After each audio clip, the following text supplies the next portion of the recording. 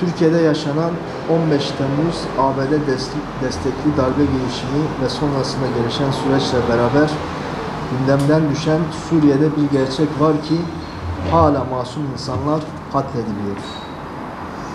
Başta İslam ülkelerinin yönetenler olmak üzere tüm dünya ise hicap duymadan sessizliğe bürünüyor.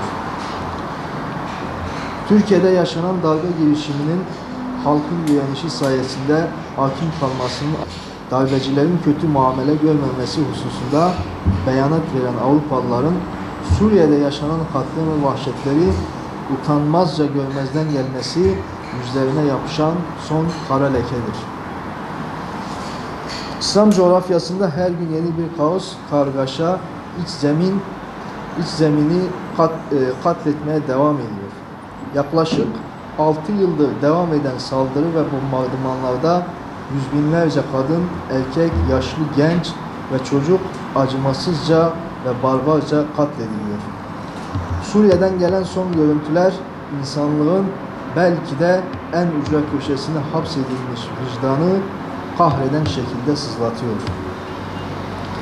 Aylardan bu yanadır devam eden Halep kuşatmasında bir taraftan Rusya, diğer taraftan zalim Esed rejimi katliamlarına devam ediyor. Muhasara altında tutulan Halep bir taraftan bombalarla dövülürken diğer taraftan da Müslüman halk açlıkla yüz yüze bırakılıyor.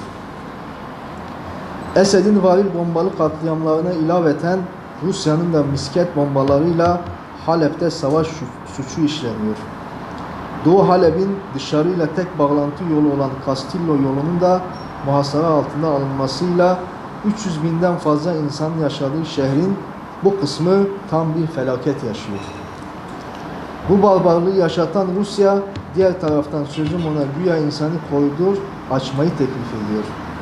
Açlık ve katliam tehdidi altındaki Halep'te direnişin bütünüyle sonlandırılmasını planlayan Rusya ve Esed rejimi savaşçıların silahlarını bırakıp teslim olmalarını dayatıyor. Bu sebeple kimsenin sesini, iniltisini, çığlığını ve parçalanmış cesetlerini görmüyor. Dünya müstekbirleri ve onların yerli işbirlikçileri tarafından çepeçevre kuşatılmış durumdayız. Bu durumun aşılabilmesinin tek yolunun İslam ümmetinin ittifakı ve birliği olduğunu artık tüm etkili güçler görmelidir. Suriye'deki zulmün son bulmasının ABD ve Rusya'nın kurduğu masalarda oturmak olmadığını herkes bilmelidir. Suriye'nin kan yoluna dönmesinde etkin rol oynayan bu zalimlerle değil, çevremizde olan beraberce yaşadığımız aynı dinin müntesibi Müslümanlar olarak beraber hareket etmeliyiz. İslam ümmetinin geleceği, maslahatı tüm ulusal ve grupsal çıkarların üzerindedir. Bu gerçekler görülmediği için bugün Halep kuşatıldı. Yarın ise Ankara, Tahran, Riyad kuşatılacaktır. Bir kez daha buradan çağrıda bulunuyoruz. İslam coğrafyasında etkin olan tüm güçler Suriye'nin geleceği için artık elini taşın altına koymalı, kendinden feragat etmeli, zalim Esed ve patronu Rusya ile büyük şeytan Amerika'ya dur demelidir.